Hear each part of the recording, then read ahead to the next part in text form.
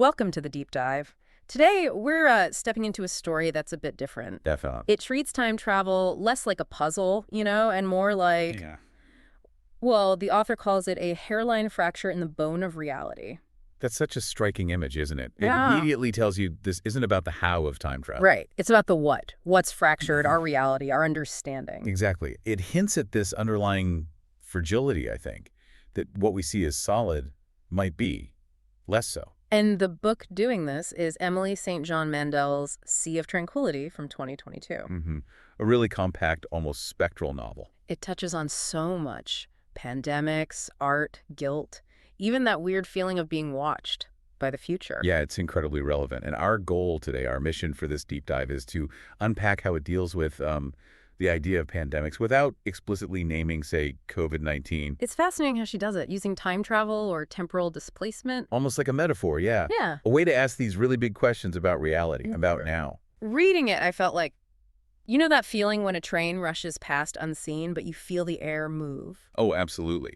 A sense of having just missed something huge. Yes. Or maybe glimpsed it out of the corner of your eye. It's down to the structure, I think, the way it's built. So let's explore that feeling, that structure. You mentioned structure. People describe it as a Mobius strip. That's a great description, because it twists back on itself. No clear beginning or end. So how does that play out in the book? Well, Mandel weaves together four main timelines. They don't just run parallel. They intersect. They echo each other. Okay, timeline one. We start way back, 1912, Canadian wilderness. There's John St. Andrew, quite the name, an Englishman in exile. And he sees something. He does. He experiences this. Impossible event. A sound, a light inside a forest clearing. A glitch in reality, he calls it. A glitch. Okay, so that's the first thread. Where next? We jump forward, way forward. 2203, Moon Colony 2. Sci-fi territory now. A bit, yeah. We meet Olive Llewellyn. She's a novelist, actually famous for a pandemic book called Merry and Bad. Meta. Very.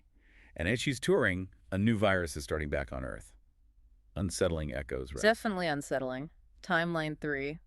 Even further, 2401. Interplanetary colonies are a thing, and we follow Gaspard Jacques Robert, His job. time travel investigator. He works for the Time Institute, and he's sent back to investigate that anomaly, the glitch, The one Edwin saw. and the one Olive also experiences centuries later. He's connecting the dots. Okay, 1912, 2203, 2401. You said 4 timelines. Right. The fourth is, well, it's kind of the book itself, the one you're reading. Wait, how? It keeps making you wonder, is this story Olive's novel? Is it Gaspard's report for the Institute?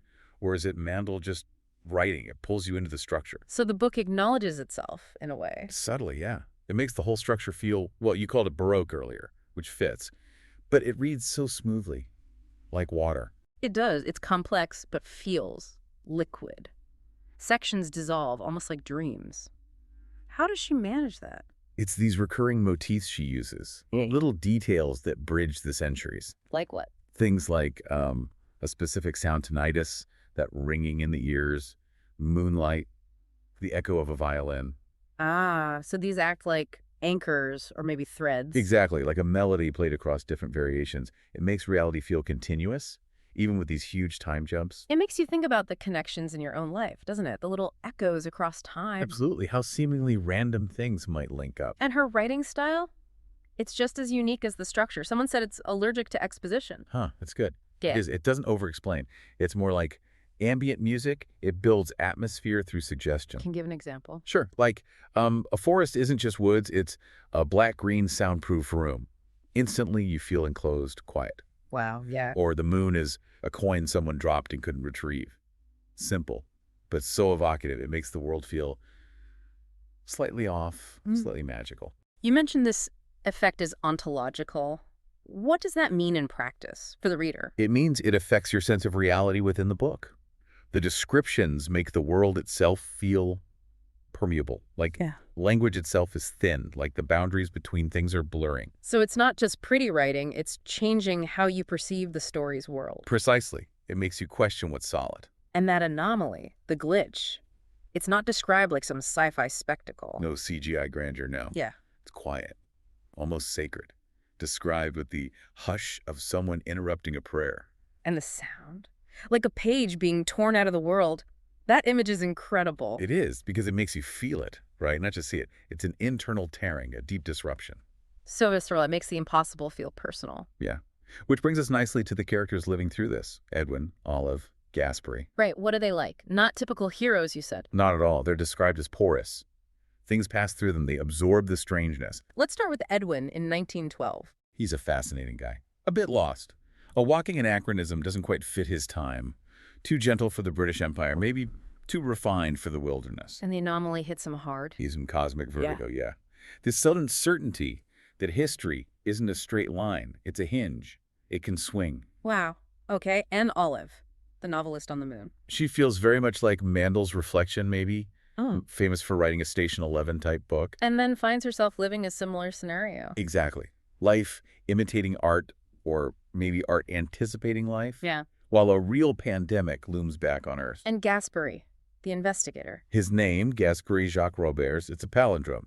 Reads the same forwards and backwards. Suggesting loops? Suggesting loops, yes. He seems destined to repeat, to investigate these echoes across time. So none of them are action heroes. They're observers, feelers. And they share this deep sense of loneliness. It's described as tectonic. Tectonic, like an earthquake under the plot. Kind of like a fundamental condition of their existence, spanning centuries. It's not just a mood, it's structural. Is there a scene that really captures that? Oh, definitely. When Olive is in quarantine on the moon, video calling her husband on Earth, Mandel writes it with such quiet desperation. You feel the distance, the screen barrier. The text says, the screen itself seems to sweat. Oof. That hits home. It really does. Yeah. That shared loneliness across time and space. Yeah. It feels very real, very relatable, especially after the last few years. It connects you to them, even in these sci-fi settings. Absolutely. Okay, we have to talk more about the pandemics. You said COVID isn't named, but it ghosts every page. How? It's in the details. The atmosphere. Olive's book tour slowly grinding to a halt. Like things did in 2020. Exactly. Yeah. Masks appearing in lobbies suddenly feeling like stage props. The way the sealed domes on the moon colony suddenly feel less like cool sci-fi. And more like lockdown, that hyper-real deja vu. Precisely. It evokes the feeling of the pandemic without needing to name it. And Mandel seems to be saying something important about pandemics here. Not just that they happen, but what they reveal. Yes.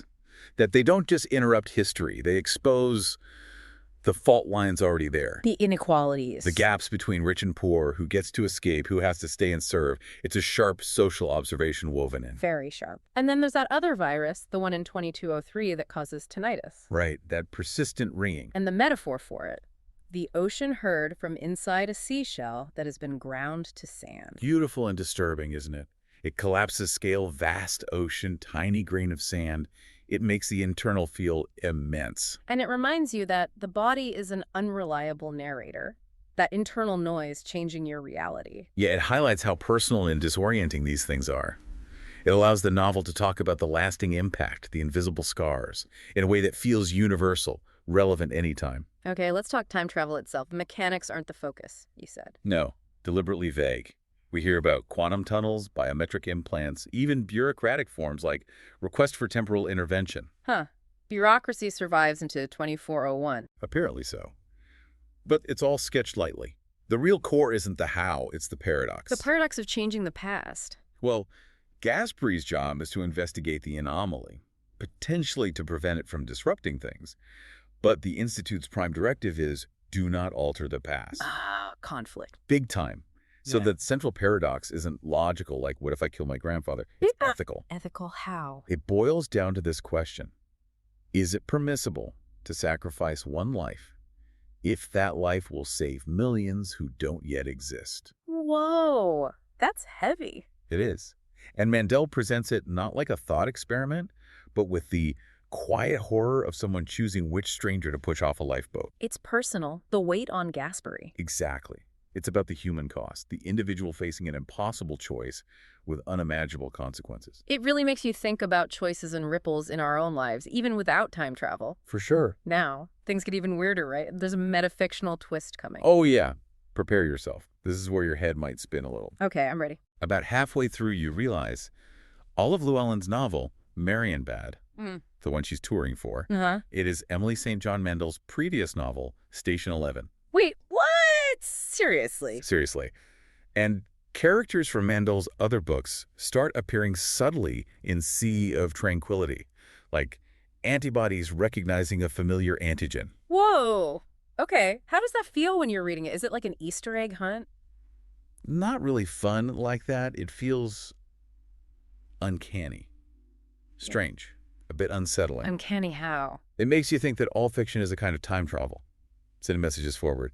And it blurs the lines. Is all of Mandel, are we reading Marienbad or Sea of Tranquility? So when Gasperi reads Marienbad Centuries in the Future, He's reading Station 11. He's essentially reading a book by the author of the book we are holding. that's the Mobius strip again. It turns the reader into, what, an accomplice? An accomplice, yeah. Yeah. You're caught in the loop, too. It connects you right into the fabric of the story. Mind blown. And then there's this final, quiet suggestion, almost whispered, that maybe this whole reality, all these timelines, might just be a simulation, run by future historians studying grief. Seriously, like The Matrix. But presented gently, like a lullaby rather than a gotcha.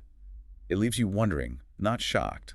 It just deepens the questions about what's real, what's story, makes you part of the puzzle. Exactly. You're participating in this conversation across time just by reading. Okay, let's land this thing, the ending. It's our It's in 1912 with Gasperi and Edwin. Right, the climax. Gasperi faces the choice. Let Edwin die, as history recorded, preserving the timeline. Including Olive's book, The Investigation, his own existence. Or warn Edwin. Break the rules. Potentially erase everything that follows. How's that moment handled? Big, dramatic showdown. No, it's quiet again. Just a conversation in moonlight. Sharing a cigarette. The end of the world discussed calmly. And Gasperi chooses. He chooses to speak. To warn Edwin. He breaks protocol, knowing it likely means his own erasure. Is it portrayed as heroic sacrifice? Less heroism, more. Exhausted compassion. Like someone has to make a different choice, finally. He says something like, someone has to close the door behind us. Wow, so the timeline resets. Is it all wiped clean, meaningless? That's the fascinating part. It resets, yes. Yeah. But the book suggests it's not nihilistic. It's iterative. Meaning the loop repeats, but it's changed. A loop that has learned to feel. The experience, the compassion, somehow carries over even if memories don't. Okay, that's subtle. And the final image. It's beautiful.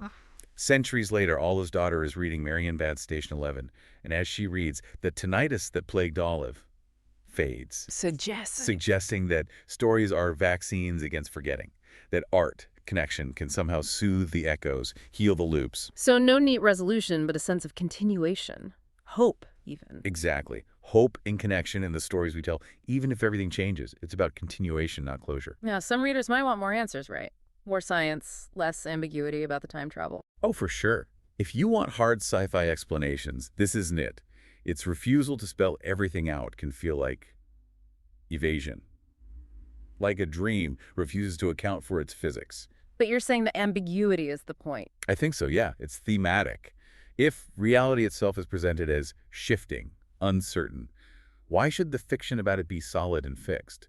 The ambiguity mirrors the theme. Makes sense. And despite that, or maybe because of it, this book has really made waves since 2022. It really has. You see it cited in academic papers about post-pandemic stories. Book clubs picked it up everywhere as the novel that finally explains 2020. Really? Explains 2020. In the sense of capturing the feeling, the disorientation, the revealed fault lines. And people connect with the tinnitus aspect too, finding community in that idea of a shared frequency. And that phrase about time. Oh yeah. That's given people a new way to think about time. Not as a line, but as a bruise that keeps reappearing in the same spot.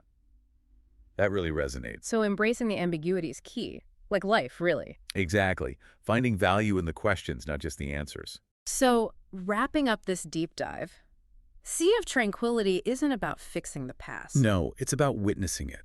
Holding that tear in reality up to the light. Showing us what grief looks like when it is shared across centuries. It doesn't offer neat closure. It offers continuation. That widening loop, big enough eventually to hold all our lonely simultaneities. And somewhere in that loop, someone's always making a choice to speak, to connect. Close the book and you find yourself listening. For that sound, that faint ringing, is it tinnitus? Or the echo of that page being torn? The novel ends, the echo doesn't. Listen closely. The page is still tearing. And the tear is shaped like tomorrow. Wow. A reminder that our choices, our stories, keep rippling out. It invites you to feel that echo, ponder those choices, the story continues. So we invite you, keep listening for those echoes in your own life. Think about the choices shaping our shared future. Thanks for diving deep with us. Thanks, everyone. See you next time.